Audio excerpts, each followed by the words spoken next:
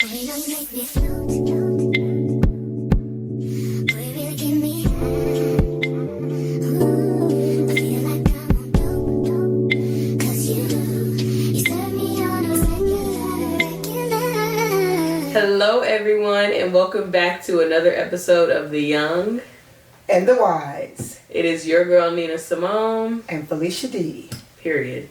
Okay, we're about to get right into it. Today, we're going to be discussing self-confidence and self-worth. But of course, y'all know we like to start with a little icebreaker. So let's go ahead and do that first. So this icebreaker, Mom, is called Pass the Story, right? And basically what we're doing, I'm going to start with one sentence, and then you got to carry the story on. It's like each sentence, we switch it on and off. And it don't have to make sense. Okay? All right. So look. Okay, let's see. It's okay. Here we go. So, let me start. I was in the park with a friend. Walking and holding hands. When the wind blows, I feel a breeze. And my wig flies out. Period. I mean, the wind blows, baby. The wig comes out. Right? So you say my wig comes out. Okay. Okay. I have to look back to pick up my wig. And he looks at me and helps me. I would hope. He doesn't judge me. I feel good about myself for that. I feel bad and embarrassed. And the next time I'm going to sew it down instead of trying to lay it down. Being honest. I mean, I put the wig back on and he laughs at me. And takes me home. End of story. End of story. He's done. He takes me home. Mama, you are a mess. I mean, he's done. He takes me home. How did we get there? Because the wind was blowing. You know, 9 times out of 10, we're going to have a wig or something on. And sometimes it don't be tied down. So, just to be honest, when the wind is blowing, there's a 50-50 chance that the wig might come off. Oh my gosh, that is hilarious. And unfortunately, you know, he drops me off at home. And okay, wait, because after he drops you off at home, do y'all talk again? Probably not. And it's probably more because I'm embarrassed, more so than him judging me, you know. Ooh, that is funny. And actually, a good segue into our topic today, because, mind you guys, this was not planned. Right, she didn't tell me anything about it. Yeah, that whole story was very organic, authentic. It was not rehearsed. But she just made a great point about they probably wouldn't talk again because she would feel embarrassed or bad about herself. And guess what we're talking about today? Self-worth and self-confidence. So that'd be something that we have to work on. Yes. We're just going to go ahead and dive right into it. So, Mom, tell us why you feel self-confidence and self-worth are important.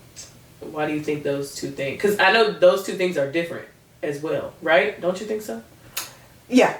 Worth and confidence. They could be the same, actually. Mm-hmm. I mean, I think it's important because really, to be honest, a lot of decisions you make are going to be based off your confidence and off your self-worth, especially when it comes to relationships.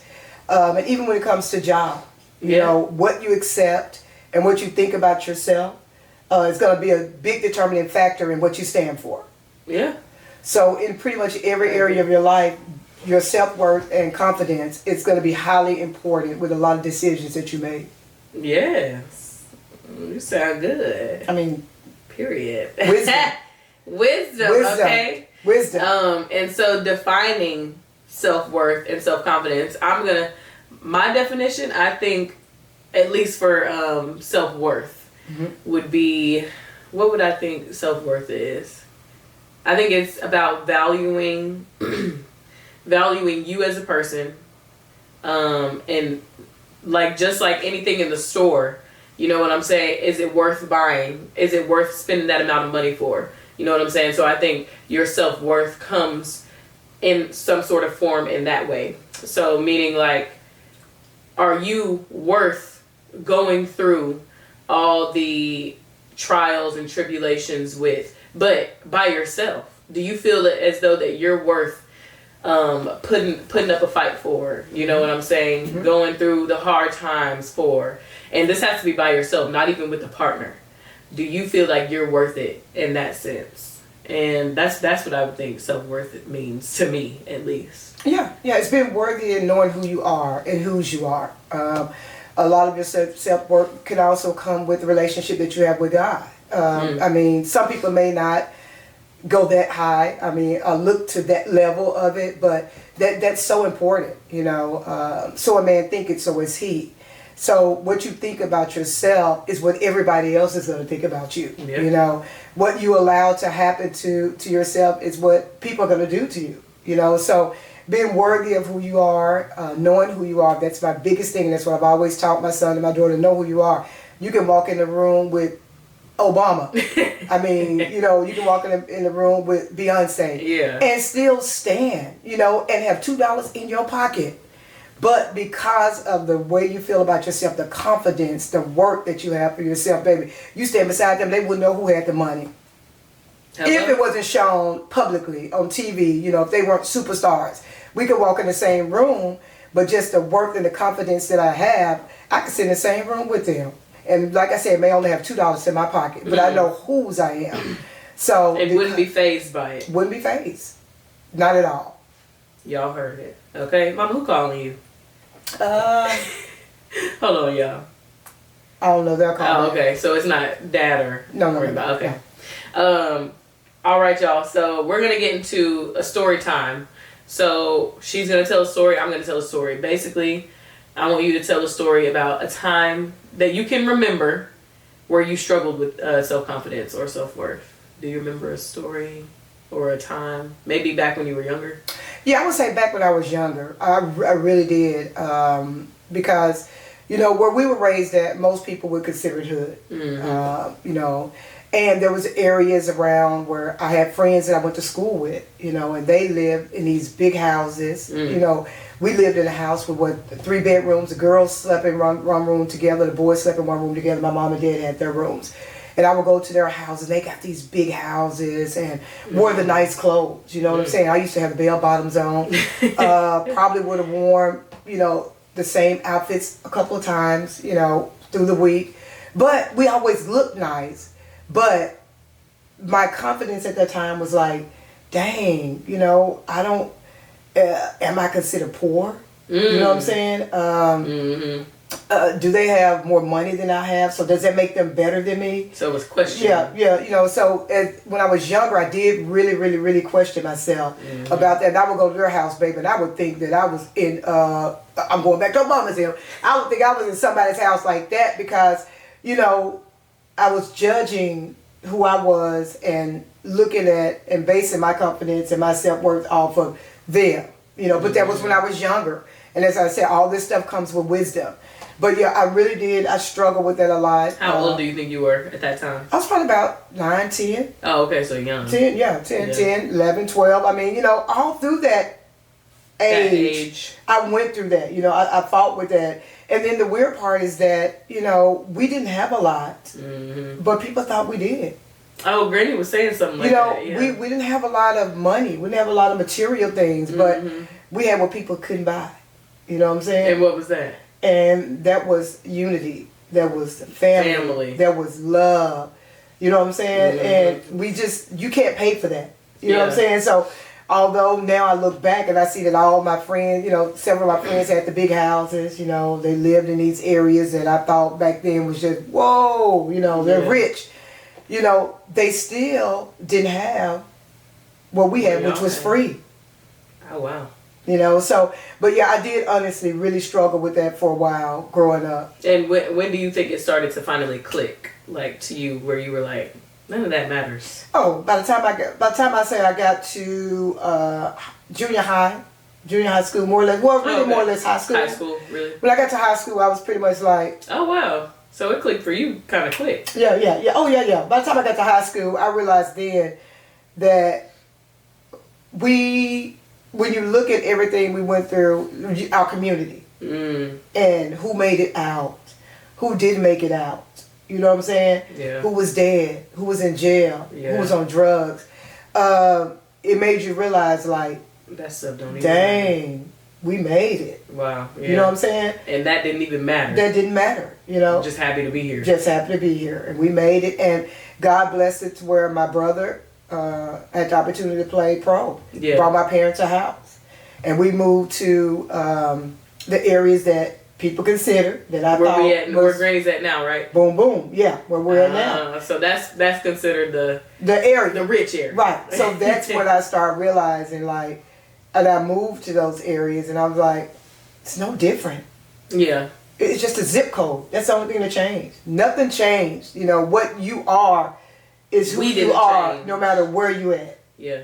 You know, and so that's when it started taking me to high school. Like, these people, they're no better than I am. Mm-hmm. They're no better than my parents are. They're doing the same thing my parents are doing. Working hard, trying to survive. Okay. Yeah, that was a good story. Okay. You know? So me, I would say I struggled with confidence, and I feel like still being kind of young, it still happens, even, you know, sometimes, but not near as much as when I was in like middle school and high school, because I remember telling you, like, I feel like I'm not pretty, you know what I'm saying? The boys don't like me, and I was basing my confidence off of them. Like the guys at my school not really showing me attention, or just not getting attention from guys, but I'm seeing the other girls at the school get attention. And what I mean by other girls, like white girls, light-skinned girls, you know what I'm saying? But the darker-skinned ones, we weren't really getting no love. Yeah. Right? And, you know, some people wouldn't even consider me darker skinned, but I consider myself like a darker skinned girl because I'm more brown. So I just felt like seeing them get that attention, and then seeing what I was getting, which was really nothing. Right. I was basing my self-worth and self-confidence off of that. And I feel like you had seen me one day in the mirror, and I was like kind of sad. I was looking at myself like, I'm just not. She's like, I'm not pretty. And I told her, I said, you know what? First of all, you are beautiful because it's what's on the inside. But secondly, you can't complain about guys not liking you and you walk around with the ponytail on top of your head with a bun. Not putting no lip gloss on your lips. I leave earrings out to wear. You don't put And your how I earrings was out. dressing, And how she was dressing. Tomboyish. Right. So you were getting what you put in, which at that time was nothing. You know?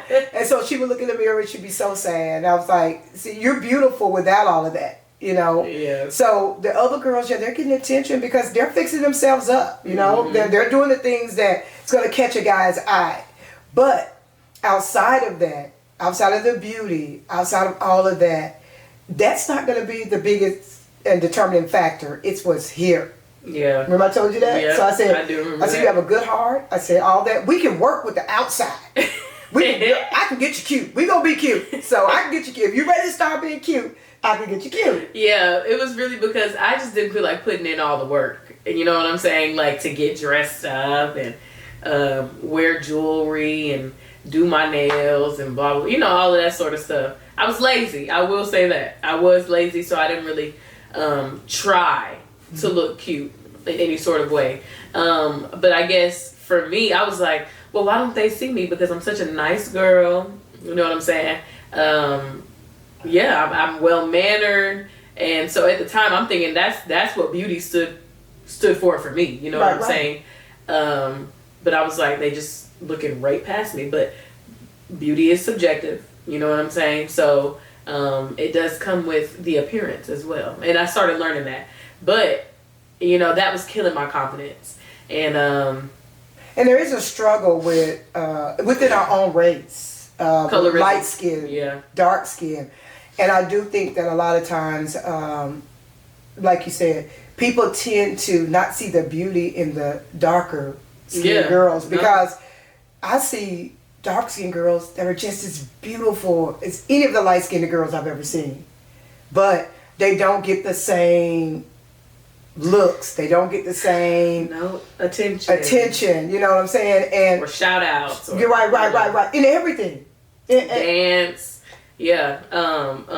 What else? Modeling. Everything. Yeah. Everything. It's a lot. You know, if you put two women together, 9 times out of 10, if the woman is light skinned and dark skinned, which is a confidence thing that you dealt with for many years now, you put them beside each other.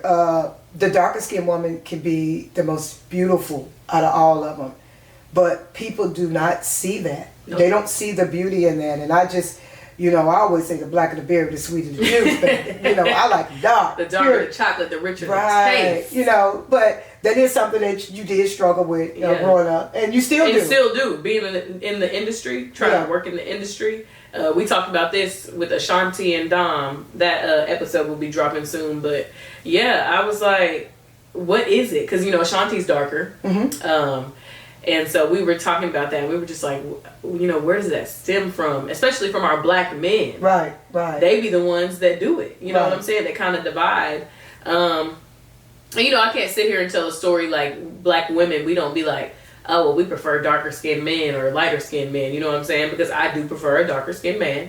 But it's not me beating down the lighter skinned men. I'm not saying like light skinned men aren't cute. Right. But in my experience, you know, the whole you're pretty for a dark skin. Yeah. What does that even mean? Right. And so that's where I always tell you your confidence comes in at. That's why I say you have to know who you are. You know what I'm saying? And that's why I'm trying to teach you. I want to teach my grandchildren that. Know who you are. Regardless. You know what I'm saying? When you know who you are, it doesn't matter. And whatever God has for you is for you.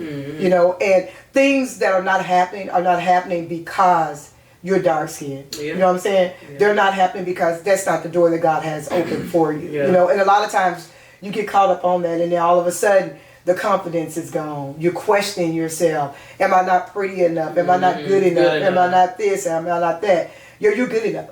It's just that whatever you're attempting to do or trying to do, that's not what God has for you. So whether you were light skinned, dark skinned, it wouldn't have worked. It wouldn't work anyway. Whether you were white, black, if you're walking according to what God has for you, the color is never going to be the issue. The issue is going to be whether or not that's what He called you to do.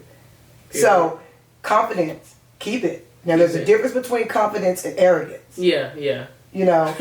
Yeah. You know. Because I've ran across some arrogant people. Right. Yeah. Arrogance is about me. Confidence is about knowing who I am, knowing whose I am, and trusting who I am and whose I am to make the right decisions. You know what I'm saying? Yeah. To keep my self-esteem up, to do the things that are right. You know? Yeah. That's very true. So those are two different stories about struggling with confidence, you know, and but they still relate to the same thing. Just thinking that you're good enough, not basing your worth or value on external things and other people, what other people think. Yeah. And then that brings me to, what do you think kills confidence? What are some things that you think kills confidence? It goes back to what I just said. People. A lot of times, people that you're around can kill your confidence.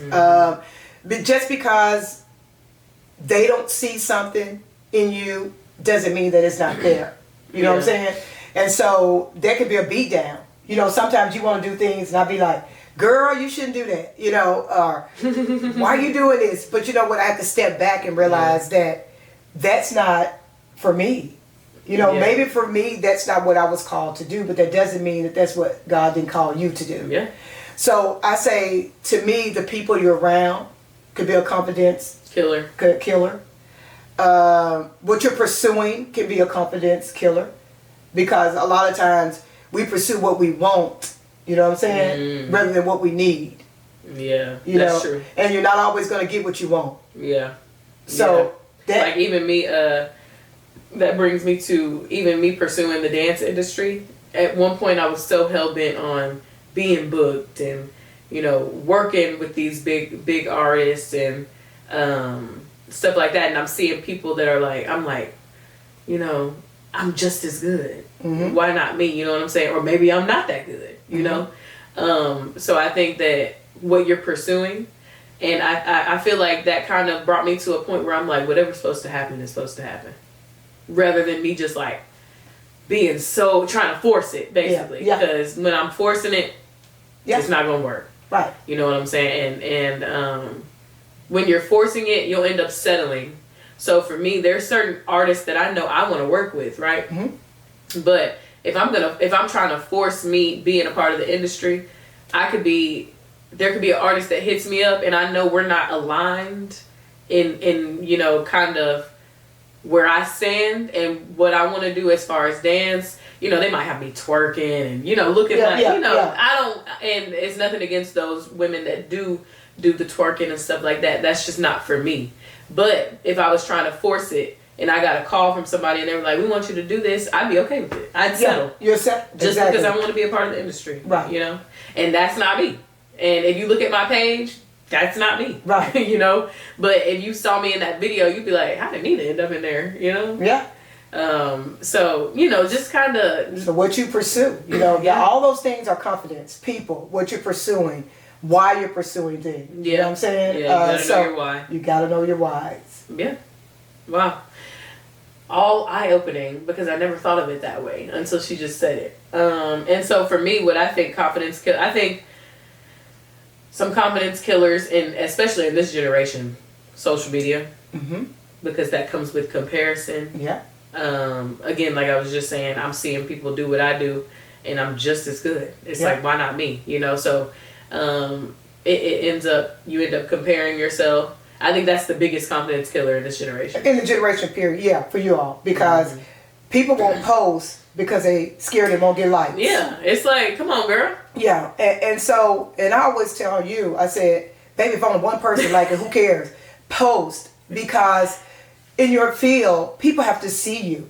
Yeah. That's exposure. Yeah, you gotta be visible. You have to be visible. That's exposure. So don't post for the people. You're posting for that one artist. Yeah. Or that one all person. It takes. Yeah. All That's it takes all is it one. takes. You know? Yeah. And Aaliyah Janelle is a good example of that. That's who I started kind of following whenever I wanted to start this journey. And she would just post. One day that one artist saw her, shared her post. Yeah. And it was up from there. It went from there. So, yeah, and that I think social media is like you say, one of the biggest confidence killers and depression.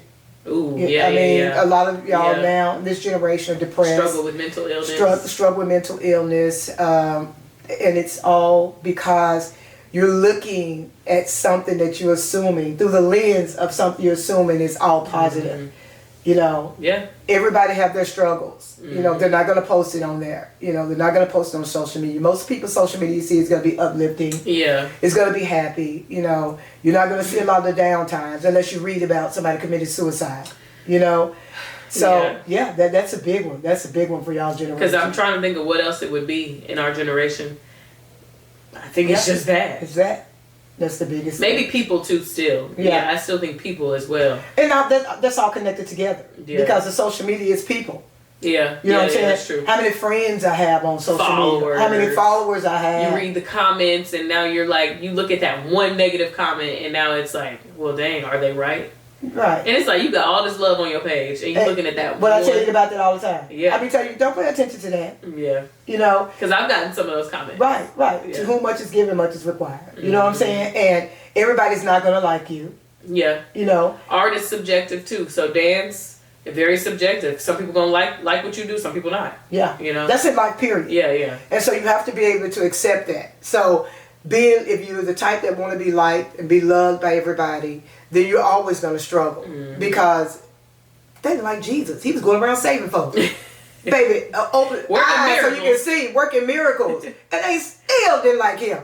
So now, us, come on now. Do you think we're not going to have people that don't like that don't like you? So that's something that, you know, as individuals, you really, really, really have to work on.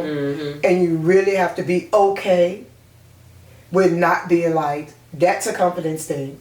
You have to be okay with it. You know, some people can't accept it. Some people can't accept it. Or people pleasing. I think I've struggled with people pleasing too at some point in my life, and not even too long ago. You know what I'm saying? I think back in college, I was trying to people please. Yeah, you were.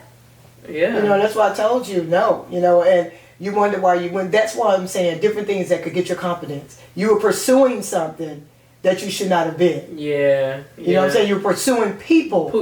This group of people that I You thought know? were just, the best, who I was supposed to be around, and nothing bad about them at all. It was just, I don't think we aligned. Right. And I was trying to force myself into this Into group. that situation. You know what I'm saying? And it was killing my confidence. I didn't know it at the time, but once I came out of it, and she helped me get out of it. She was mad at me a lot too, though. Oh yeah. That was when we had our most our biggest trial as a mother and daughter. Yes. When I was in college.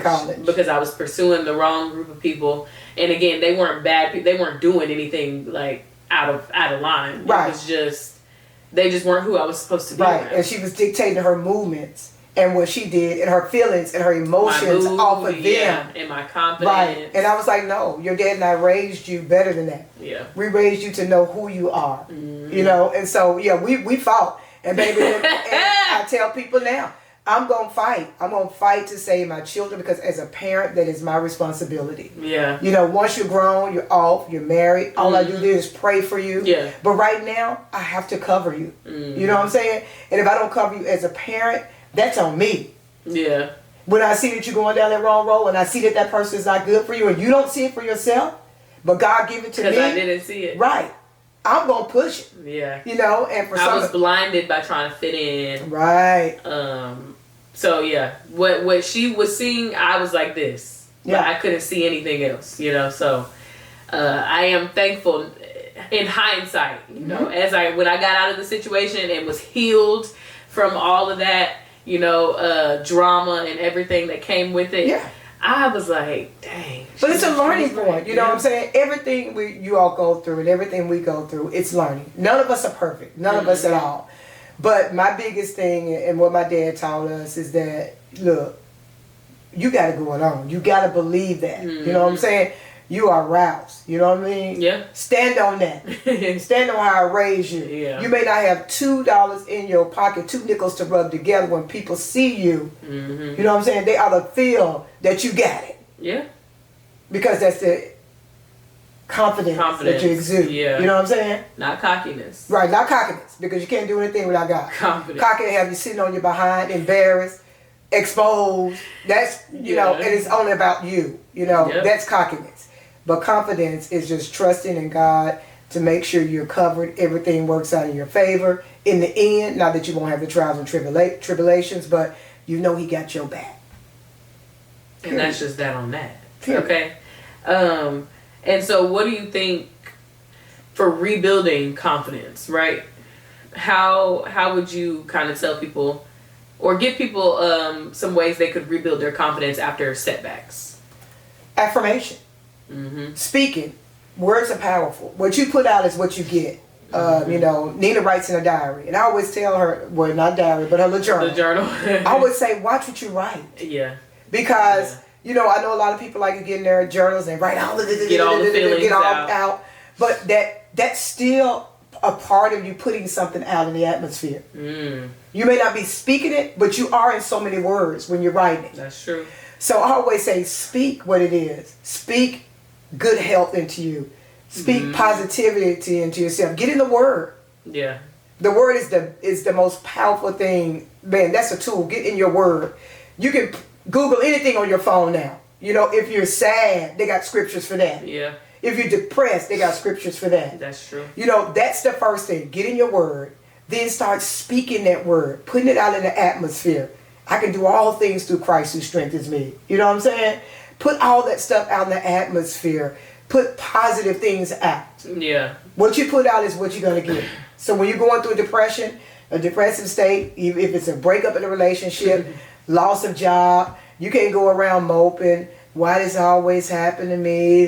Guess what? It's going to happen again. Yeah. I'm getting up. I got this. God got my back. I went through this for a reason.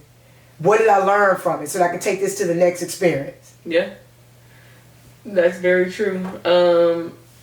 Some tips that I would say. I was going to say journaling. I always like to vouch for journaling because it has helped me a lot in self-discovery and self-reflection.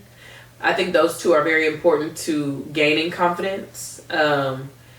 And but like she just said, I never really, she had told me that one day, when I was like telling her I'm about to go write, you know what I'm saying? Or I think you might have seen something on my social media one day, and I was typing, I'm just typing out how I was feeling about certain situations. She was like, why are you typing stuff like that? Like, even what you're typing matters. Mm-hmm. You know what I'm saying? You're putting that out there for the world, the atmosphere, the enemy to feed on. Now, the enemy sees what you're like going through, you know what I'm saying? And it's easy for him to know, okay, this is where she's vulnerable. I'm going to attack that part, and I'm going to keep on attacking her in that same area because I know that's her weakness. Right? So you'll see sometimes she may post something, and then 5 minutes later it's off. deleted. Because I'm like, don't put that in the atmosphere. Don't put that out there. And then you never know who's watching. That's true. God uses people as Vessels. And so what you put out there, that could affect someone. that's true. And so I don't want you to speak, oh, God is good, and put all these scriptures down and do God is good, but then you go back and you type, ain't none of these good men out here. Ain't no good men out here. Man, people need no. Yeah. You're contradicting your words, And I had went and deleted all of those type of posts once she has had made that point, because it was true. I was like, dang, I never really thought about that what I'm typing does impact, my confidence, my what I feel like my self-worth is, and how I value myself, how I see myself. And going back and reading those posts that I was making, I'm like, dang, I was really feeding this into my spirit, and that's why I was feeling so down. And she wants a husband, right? But you wonder why you're not getting one. You say, ooh, man, this litter we got to pick from is horrible. Ooh, what a man, ain't no men out here no more. So when you speak in that, no, you're not going to get your Boaz. God's not going to send you Boaz. You're going to send your Boaz. You're not going to get the Boaz. That you're not going to get the man you're looking for because you're not speaking. You're not speaking that guy. You should be saying, my husband is here, God-fearing. And you guys, I'm thinking it's just, I think I've been going through a phase of like just wanting companionship, right? And it's because I'm living here with my mom and my dad, and I see them all all the time, right? And so I think that since it's something I see so much and have seen for 26 years now, and I have been, single for quite a long time now.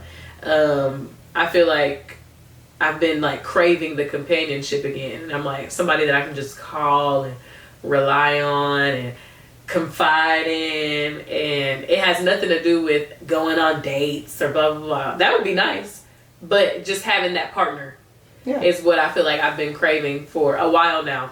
But everything is in God's timing. Yeah.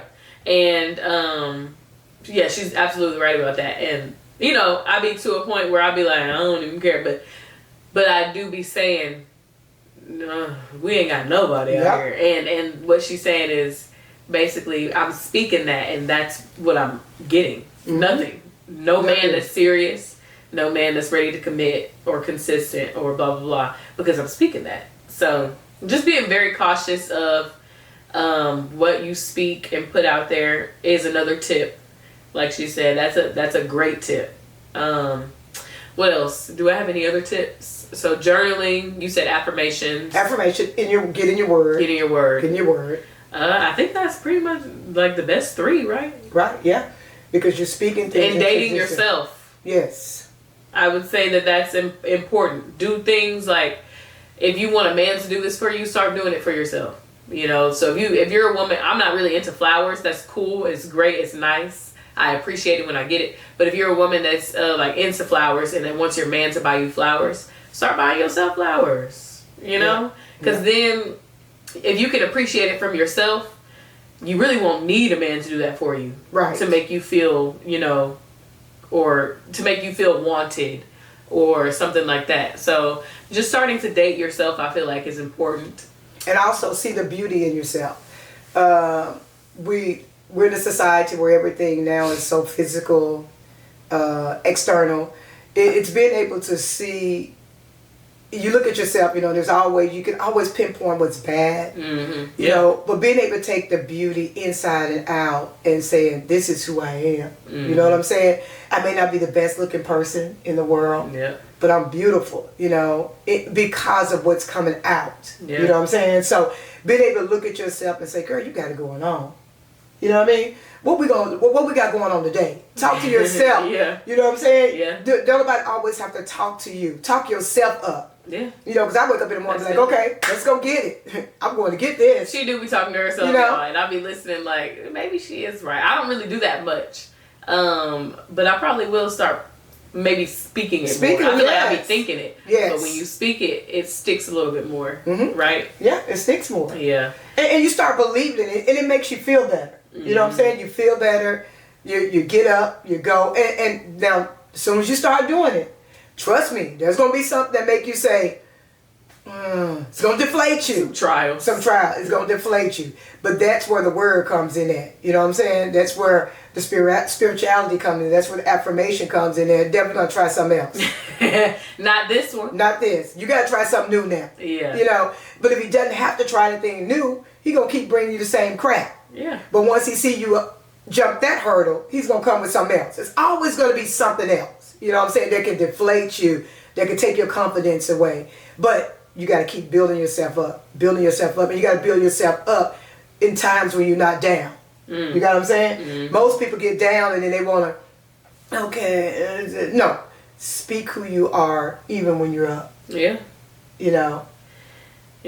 And that's good. I feel like we pretty much hit on everything today in a short amount of time. Yeah. This is a shorter episode, so I'm like, hey, okay.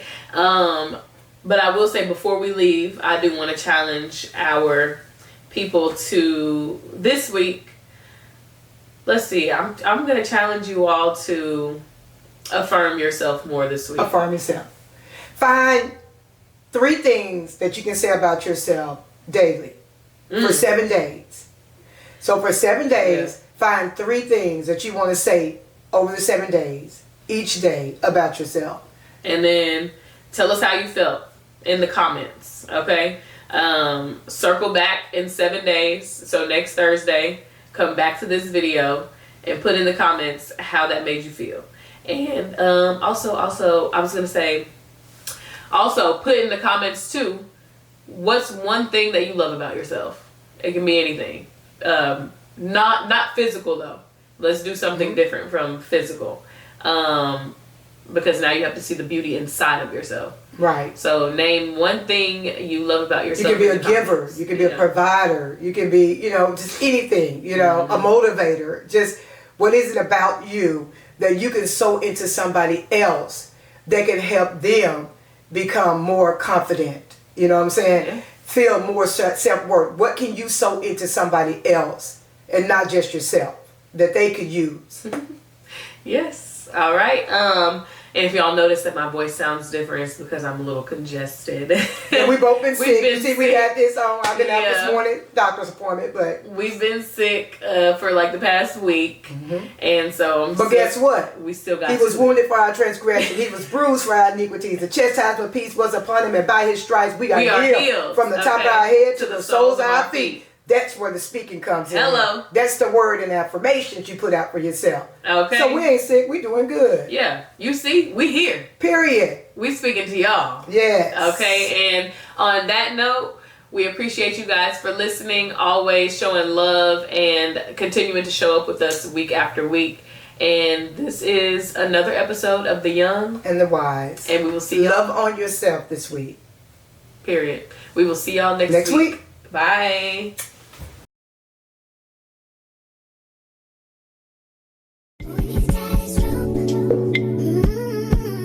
Before we